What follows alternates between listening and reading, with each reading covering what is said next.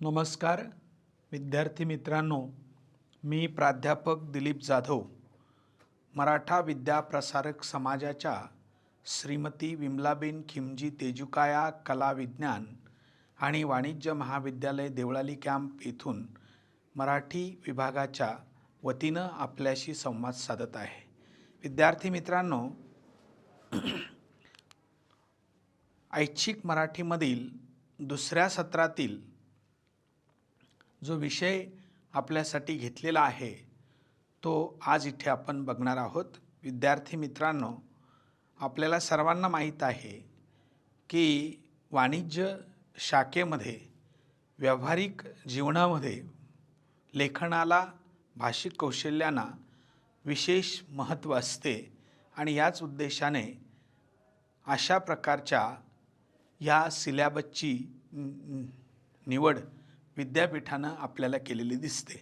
मागील तासाला मी तुम्हाला व्यावहारिक आणि उपयोजित मराठीचं महत्त्व सांगून त्यातलं पहिलं जे काही अर्जलेखन हे महत्त्वाचं कौशल्य आहे हे तुम्हाला सांगण्याचा प्रयत्न केला.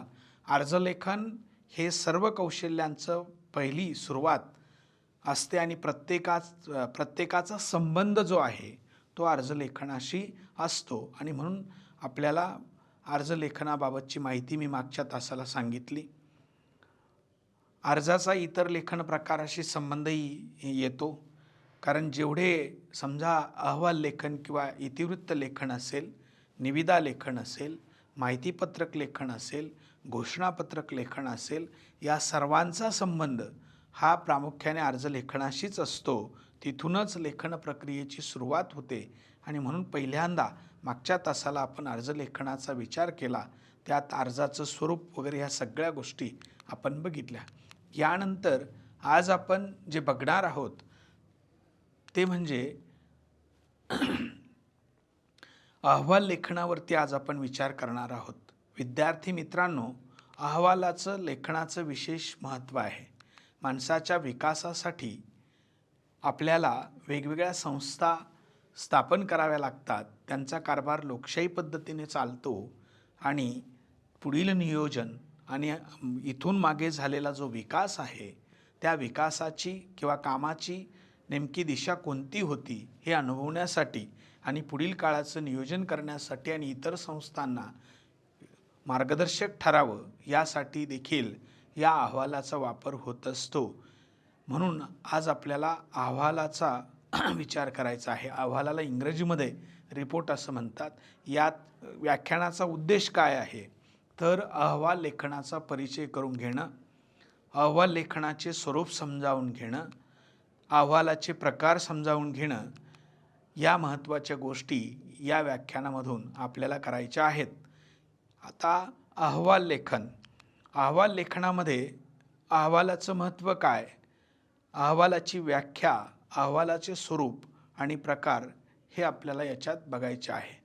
विद्यार्थी मित्रांनो, आजचं अहवालाचं महत्त्व विशद करत असताना आज आपल्याला सगळ्यांना माहीत आहे की आजचं युग हे स्पर्धेचं आहे. आपल्या विकासासाठी व गरजांच्या पूर्ततेसाठी माणसानं विविध संस्था स्थापन केल्या आहेत. त्या संस्थांचा कारभार लोकशाही पद्धतीने चालतो. त्या कामकाजाची नोंद कायद्याने करून ठेवणं हे बंधनकारक असतं.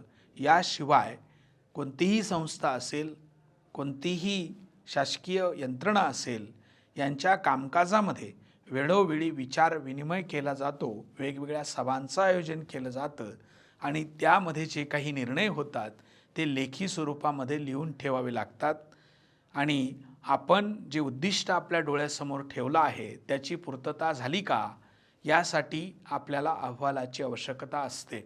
त्याचप्रमाणे अनेक वेळेला नवीन काही करायचं असेल, एखाद्या घडून गेलेल्या घटनेची चौकशी करायची असेल तर उच्च पातळीवरून अशा पद्धतीचे चौकशी समित्या नेमल्या जातात आणि त्यांचा अहवाल हा विशिष्ट कालावधीमध्ये संबंधित कार्यालयाला, संबंधित संस्थेला सादर करण्याचे आदेश दिले जातात.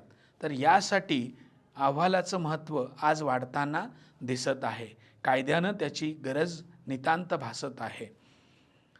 कोणकोणत्या संस्था असतात, तर सहकारी संस्थांना अहवाल लिहावा लागतो. शैक्षणिक संस्थांचा विचार अहवालाबाबत होऊ शकतो. सार्वजनिक संस्था आहे किंवा NGO ज्याला आपण म्हणतो त्या सामाजिक संस्था आहे. प्रशासकीय संस्था आहे. जसं की कार्यालयामध्ये सुद्धा कामकाजाचं नियोजन करण्यासाठी कुठे ना कुठे मिटिंगा घेतल्या जातात आणि त्यावेळेला त्याचा अहवाल पाठवला जातो. त्याचप्रमाणे विविध राजकीय पक्ष असतील, सामाजिक संस्था असतील, धार्मिक संस्था असतील, आर्थिक संस्था असतील किंवा औद्योगिक संस्था असतील, यांच्यामध्ये सुद्धा आज आपल्याला अहवाल लिहिण्याची आवश्यकता दिसते आहे. अहवालाची व्याख्या आणि स्वरूप. विद्यार्थी मित्रांनो, एवढं हे महत्त्वाचं अहवाल लेखन माणसाच्या जीवनाचा एक भाग बनून राहिलेला आहे आणि किंबहुना त्याची सर्वांगीणदृष्ट्या गरजसुद्धा आहे. हे मागच्या स्लाईडमधून आपण बघितलं. अशा ह्या अहवालाची व्याख्या काय असते याचा आपण इथे विचार करूया. एखाद्या कार्यालयात किंवा संस्थेत झालेल्या कार्यक्रमाची, समारंभाची योग्य प्रकारे नोंद करून ठेवणे म्हणजे अहवाल होय. एखाद्या कार्यालयात किंवा संस्थेत झालेल्या कार्यक्रमाची, समारंभाची योग्य प्रकारे नोंद करून ठेवणे म्हणजेच अहवाल लेखन होय. वेगवेगळ्या कार्यालयामध्ये मासिक सभा होतात, प्रासंगिक सभा होतात, सर्वसाधारण वार्षिक सभा होतात. अशा वेळेला आपल्याला अशा पद्धतीचं हे सगळं लिहून ठेवावं लागतं. त्याचप्रमाणे वेगवेगळे सरकार दरबारी कार्यक्रम घेतले जातात किंवा एक उद्दिष्ट योजना आणल्या जातात. त्या योजनांचे सुद्धा अहवाल सरकारला, संबंधित कार्यालयाला पाठवावे लागतात आणि ही सगळे जे काही लिहिलं जातं त्याला साधारणतः अहवाल असं म्हणतात. अशी वरची व्याख्या आपल्याला सांगते. दुसरी व्याख्या आहे ठरवून एक उद्दिष्टाने केलेले चर्चेचं इतिवृत्तांत विशिष्ट पद्धतीने लिहून ठेवणे म्हणजे इतिवृत्त होय. असंही व्याख्येमध्ये आपल्याला नमूद करता येईल. अर्जाचं स्वरूप. याला इंग्रजीमध्ये अहवाल लेखनाचा एक प्रकार असून तो एक विशिष्ट पद्धतीने प्रमाण भाषेत लिहिलेला असतो. अहवाल हा मासिक सभा, वार्षिक सभा, प्रासंगिक सभा, सर्वसाधारण सभा, संशोधन अहवाल लेखन इत्यादी विषयातील समस्यांच्या संबंधाने माहितीच्या संकलनाचे, सर्वेक्षणाचे, विशिष्ट विषयासंबंधीचे केलेले आयोगाचे अहवाल असतात. या भविष्यकालीन नियोजनासाठी अहवालाची आवश्यकता असते. अहवालात नेमका कशाचा लिहायचा आहे त्यावर त्या अहवालाचा आराखडा अवलंबून असतो. विषयाच्या स्वरूपानुसार अहवालाचे लेखन करणे आवश्यक असते. अहवाल लेखन हा जरी एखादा साहित्य प्रकार असला तरीसुद्धा अहवालाचा आणि साहित्य लेखनाचा बराच मोठा फरक आपल्याला दिसेल. त्या स्वरूपाबद्दल व प्रकारांबद्दल थोडक्यात मी पुढे सांगतो की काय स्वरूप असते याचं. जेव्हा आपण अहवाल लिहितो त्याच्यामध्ये लेखी स्वरूपामध्ये त्या कार्यक्रमाचा हेतू त्या ठिकाणी त्या अहवाल लेखकाने नमूद करायचा असतो. म्हणजे हा कार्यक्रम किंवा ही सभा कशासाठी घेतली गेली होती. समजा एखाद्या महाविद्यालयामध्ये वार्षिक संमेलन भरवायचं आहे किंवा गॅदरिंग घ्यायचं आहे. अशा वेळेला विद्यार्थी संसद मंडळाची सभा घेण्यात आली आणि त्याचा जर अहवाल एखाद्या त्या विद्यार्थ्यांच्या प्रतिनिधीला किंवा सचिवाला लिहायला लावला तर प्रामुख्यानं पहिल्यांदा त्या मीटिंगचा हेतू तो सांगेल. कोणाच्या अध्यक्षतेखाली झाली, किती वाजता झाली, कोण त्या सभेसाठी उपस्थित होतं, कोणत्या विषयावरती चर्चा करण्यात आली, त्यासाठी किती लोक उपस्थित होते आणि शेवटी समारोप कशा पद्धतीनं झाला, या सगळ्या गोष्टी तिथे आवश्यक असतात. आता अहवालाचे कोणते प्रकार आहेत तर अहवालाचे प्रकार आहे अहवालात्मक इतिवृत्त. अहवालालाच इतिवृत्त असंही मराठीमध्ये म्हटलं जातं. अहवालात्मक इतिवृत्त असतं. अहवालात्मक इतिवृत्तामध्ये आपल्याला चिकित्सक इतिवृत्त असाही शब्द वापरला जातो. या इतिवृत्ताचा थोडासा लिहिण्याची पद्धत ही पूर्णतः वेगळी असते.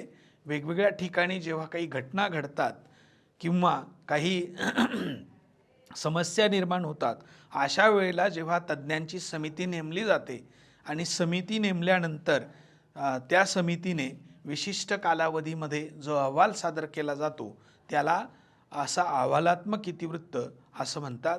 त्यानंतर सभेचे इतिवृत्त, वेगवेगळ्या कारणांनी सभांचं आयोजन केलं जातं आणि त्या सभेमध्ये जो जो विचारविनिमय झाला, जी चर्चा झाली ती क्रमशः यामध्ये लिहून ठेवायची असते. इथे सभेच्या इतिवृत्तामध्ये आपल्याला प्रामुख्याने विषय कोणी सुचवला, त्याचा ठराव काय झाला, त्याचा अनुमोदक कोण होता, अशा पद्धतीनं लिहावं लागतं. अहवालात्मक किंवा चिकित्सक इतिवृत्तामध्ये मात्र आपल्याला असं लिहिण्याची पद्धत नसते.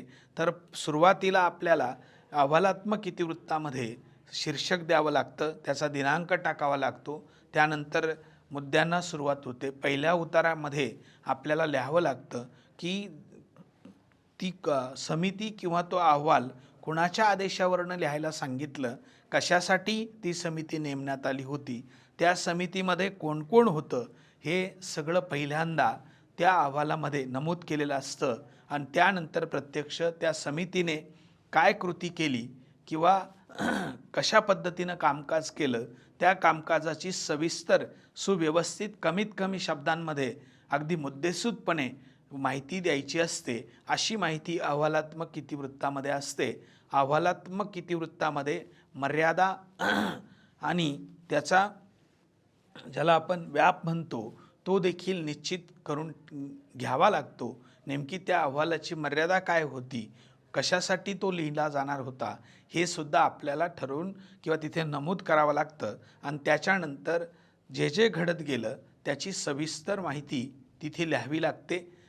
त्यानंतर अहवाल लेखनाचं काम या ठिकाणी सचिव करत असतो आणि अहवाल हा त्या अध्यक्षांच्या वतीने तो सुपूर्द करत असतो. त्यामुळे अध्यक्ष आणि सचिव यांच्या सह्या अहवाल संपल्यानंतर खाली आवश्यक असतात. त्याचप्रमाणे तो अहवाल कुठे लिहिला, तो दिनांक कधी होता, हे देखील त्या ठिकाणी अहवाल संपल्यानंतर आपल्याला नमूद करावं लागतं. सभेचं इतिवृत्त, सभा थोडासा हा वेगळा प्रकार आहे. सभेच्या इतिवृत्तामध्ये सुरुवातीला सभेचा समजा ऐनवेळी बोलवलेली सभा किंवा जिला आपण प्रासंगिक सभा म्हणू आणि त्याचप्रमाणे ठरवून बोलवलेली सभा ज्याला आपण मीटिंग म्हणतो, सुरुवातीला जी ठरवून बोलवलेली सभा असते त्याच्यामध्ये आपल्याला सुरुवातीला अजेंडा म्हणजे थोडक्यात जी काही कार्यसूची आहे किंवा नोटीस आहे किंवा सूचना आहे ही संबंधित व्यक्तींना द्यायची असते आणि त्या अजेंड्यामध्ये त्या सभेचं कामकाज कशा पद्धतीनं होणार आहे, ते कोणाच्या अध्यक्षतेखाली होणार आहे, कोणत्या विषयावरती चर्चा होणार आहे, हे सविस्तरपणे त्या सूचनेमध्ये असतं आणि त्या अजेंड्याप्रमाणे ही सभा संपन्न होत असते. परंतु काही प्रासंगिक वेळेला सभा बोलवल्या जातात, काही अडीअडचणी अचानक निर्माण होतात, अशा वेळेला सभा बोलवल्या जातात. तेव्हा तो जो कोणी अध्यक्ष असेल त्या अध्यक्षांच्या अध्यक्षतेखाली किंवा प्रमुखाच्या मार्गदर्शनाखाली ती सभा कशा पद्धतीनं संपन्न झाली याची इत्थंभूत माहिती आपल्याला क्रमशः त्याच्यामध्ये द्यायची असते. तिथेही विषय 1, 2, 3 क्रमांक टाकून तो कोणी सुचवला, त्यात काय सांगितलं, कोणी कोणती सूचना केली, हे थोडक्यात आपल्याला अहवालामध्ये नमूद करायचं असतं. यानंतर तिसरा जो प्रकार आहे हा वृत्तात्मक इतिवृत्त, बातमीसारखा एक अहवाल असतो. एकूण साधारणतः याच्यामध्ये एक थोडक्यात सारांश म्हणून त्या प्रसंगाचा, त्या घटनेचा लिहिला जात असतो. जसं बातमी आपण लिहितो तशाच पद्धतीनं थोडक्यात हा अहवाल लिहिलेला असतो. आता उदाहरणार्थ आपल्याला बोलायचं झालं तर समजा विद्यार्थी संसद मंडळाची सभा या दिवशी संपन्न झाली, त्याबद्दलचा अहवाल तुम्ही लिहा किंवा या विषयावरती महाविद्यालयात विद्यार्थी मंडळाची सभा संपन्न झाली याबाबतचं वृत्तात्मक इतिवृत्त लिहा. तर आपल्याला या ठिकाणी कुठेही मुद्दे देण्याची गरज नाही, फक्त शीर्षक लिहायचं असतं. समजा विद्यार्थी संसद मंडळाच्या सभेचे इतिवृत्त, वरती दिनांक असतो आणि त्याच्यानंतर शीर्षक असतं आणि खाली इतिवृत्ताची लगेच सुरुवात होते, उतारा पाडून लगेच लिहायला सुरुवात होते की दिनांक या दिवशी यांच्या अध्यक्षतेखाली इतक्या इतक्या वाजता महाविद्यालयाच्या अमक्या ठिकाणी विद्यार्थी संसद मंडळाची सभा संपन्न झाली. त्या सभेस महाविद्यालयाचे प्राचार्य, त्याचप्रमाणे विद्यार्थी संसद मंडळाचे प्रमुख, त्याचप्रमाणे विद्यार्थी संसद मंडळाचे जेवढे सदस्य आहेत ते असे सर्वजण त्या ठिकाणी उपस्थित होते.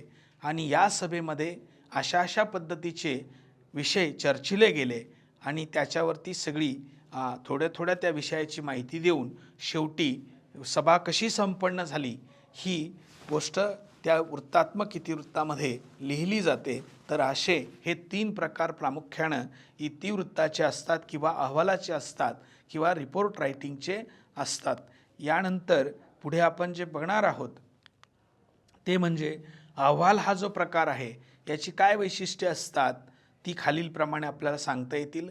अहवालामध्ये वस्तुनिष्ठता आणि सुस्पष्टता हवी. अहवाल ही गोष्ट खूप महत्त्वाची असते. अहवाल हा सत्य असतो, खरा असतो, वास्तव गोष्टींचा असतो. त्याच्यामध्ये कोणतीही काल्पनिक गोष्ट, खोटी गोष्ट किंवा पक्षपाती गोष्ट अहवालामध्ये आपल्याला समाविष्ट करता येत नाही. कारण बऱ्याचशाच घटना अशा असतात की त्या प्रत्यक्ष तपासणीसाठी सुद्धा पुढे येऊ शकतात आणि त्यातून वेगवेगळे प्रश्न भविष्यामध्ये निर्माण होऊ शकतात. आणि म्हणून इथे वस्तुनिष्ठता हवी आणि सुस्पष्टता हवी. वस्तुनिष्ठता ही भाषेत हवी आणि सुस्पष्टता ही झालेल्या कामकाजामध्ये हवी आणि सुस्पष्टपणे त्याची मांडणीसुद्धा हवी. तर वस्तुनिष्ठता आणि सुस्पष्टता या ठिकाणी खूप महत्त्वाची असते. विश्वसनीयता महत्त्वाची असते. जो अहवाल लिहिलेला आहे तो विश्वासपूर्वक लिहिला पाहिजे. म्हणजे त्यात कोणतीही खोटी गोष्ट किंवा पक्षपाती गोष्ट यांचा समावेश होता कामा नये. बऱ्याच वेळेला काय होतं तर एखाद्या प्रसंगामध्ये समजा एखाद्या भ्रष्टाचाराचं प्रकरण असेल आणि त्याच्यासाठी तज्ज्ञ लोकांची समिती नेमण्यात आली आणि ती समिती पूर्णपणे खरोखर तशा प्रकारचा काही भ्रष्टाचार वगैरे घडला आहे का किंवा एखादी भयानक घटना घडली, एखाद्या ठिकाणी पूल कोसळला, मग त्याची चौकशी समिती सरकार लावतं आणि त्यावेळेला मग कुठेही त्या अभ्यास समितीने, तज्ज्ञांच्या समितीने विश्वासपूर्ण पद्धतीनं आपल्याला आपला जो अहवाल आहे तो लिहिणं अपेक्षित असतं. इथे चुकीच्या खोट्या गोष्टी अजिबात चालत नाहीत आणि म्हणून आपल्याला विश्वसनीयता ही सगळ्यात महत्त्वाची गोष्ट आहे. त्यातून वेगवेगळे परिणाम भविष्यामध्ये होऊ शकतात आणि अनेक मोठ्या संकटांना भविष्यामध्ये सामोरं लागू शकतं. म्हणून खोटी गोष्ट या ठिकाणी चालणार नाही. तर जे काही खरं आहे तेच या ठिकाणी आपल्याला सांगणं महत्त्वाचं आहे. एवढंच नाही, हा जो अहवाल असतो याच्यामध्ये खूप क्लिष्टता नसते. भाषेमध्ये एकच अर्थता असते. अहवालाची भाषा ही प्रमाण भाषा असते आणि सोप्या पद्धतीनं तो अहवाल लिहिण्याचं काम चाललेलं असतं.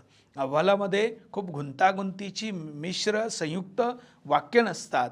एक साधी सोपी वाक्य असतात आणि साध्या सोप्या वाक्यातून एकच एक अर्थ कसा निष्पन्न होईल अशा शब्दांचा वापर प्रामुख्याने या अहवालामध्ये अपेक्षित असतो. दुसरी गोष्ट, सगळ्यात महत्त्वाची गोष्ट याच्यामध्ये काय, अहवाल ही काही कुठली कथा किंवा कादंबरी नसते. अहवाल हा एक चिकित्सक भाग असतो. अहवाल एक त्याला मर्यादा असतात आणि त्यामुळे त्याला शब्दमर्यादासुद्धा असतात आणि म्हणून खूप वर्णनात्मकता या ठिकाणी अजिबात चालत नाही. तर अहवालामध्ये शब्दमर्यादा ही ठरलेलीच असते. मर्यादित कमीत कमी शब्दांमध्ये सुव्यवस्थित माहिती संबंधित व्यक्तींना कशी समजेल असा प्रयत्न प्रामुख्याने अहवालामध्ये असतो. अहवाल जर लिहायचा असेल तर त्यासाठी कोणत्या बाबी आवश्यक आहे? अहवाल जर लिहायचा असेल तर अहवाल लिहिणाऱ्या व्यक्तीला संबंधित विषयाची माहिती असणे आवश्यक आहे. म्हणजे कुठेतरी इथे सभा झाली, इथे कार्यक्रम झाला किंवा एखाद्या समितीने कुठेतरी लांब दूरवर ज्या ठिकाणी घटना घडली आहे तिथे जाऊन ते कामकाज पाहिलं आणि एखाद्याने सांगितलं अहो आम्ही असं केलं, तुम्ही अहवाल लिहून टाका, तर असं काही ह्या अहवाल लेखनामध्ये चालणार नाही. इथे प्रत्यक्ष जो लिहिणारा आहे प्रत्यक्ष त्याला समोरासमोर ते विषय माहीत पाहिजे. काय काय काम झालं, कोणत्या विषयावरती केलं गेलं, काय चर्चा झाल्या, कशा पद्धतीनं कामाची पद्धत होती, कोणाला भेटलो, कोणाकडे गेलो, कुठे चौकशी केली, हे सविस्तर पूर्ण माहीत असेल तरच तो अहवाल व्यवस्थित लिहिता येईल. अन्यथा तो अहवाल म्हणजे एक कल्पित कथा सुद्धा होऊ शकते, हे अहवाल लेखकाने या ठिकाणी लक्षात घेतलं पाहिजे. आणि म्हणून अहवाल लिहिताना जो कोणी माणूस प्रत्यक्ष त्या ठिकाणी असेल त्याच माणसाने सुव्यवस्थितपणे मुद्द्यांची नोंद करावी आणि ते मुद्दे अहवालाच्या ठिकाणी कच्च्या मुद्द्यांच्या आधारे पक्के मुद्दे करून अहवाल लिहावा. तर म्हणून अहवालाबद्दलचा जो विषय आहे त्या विषयाबद्दलची समग्र माहिती त्या लेखकाला असली पाहिजे. जे घडले, जसे घडले त्यावर आधारित अहवाल लेखन करता आले पाहिजे. बऱ्याच वेळेला काय होतं, जे घडलं नाही ते सुद्धा अहवालामध्ये दाखवलं जातं, जे घडलं आहे ते लपवलं जातं. तर अशा पद्धतीचं कुठेही काही नको. जे सत्य आहे, खरं आहे, घडून गेलेल्या घटना आहे, ज्याला पुरावा आहे, ज्याला आधार आहे, अशा गोष्टी या ठिकाणी अहवालामध्ये सांगणं किंवा लिहिणं आवश्यक असतं. अहवालाच्या विषयाचे स्वरूप, वेगळेपण, वैशिष्ट्य बारकाईनं करता आलं पाहिजे. आपल्याला जे काही आहे ते अतिशय सूक्ष्मपणे त्याच्या खोलात जाऊन ते मांडता आलं पाहिजे. वरवरच्या गोष्टी, काही बऱ्याचशाच गोष्टी या गंभीर घडलेल्या असतात आणि त्याची ही कारणांपर्यंत जाणं, त्या कशामुळे घडलं, त्याला कोण जबाबदार आहे, हे निपक्षपातीपणे कोणताही भेदभाव न करता अतिशय बारकाईनं त्या ठिकाणी मांडणं महत्त्वाचं असतं.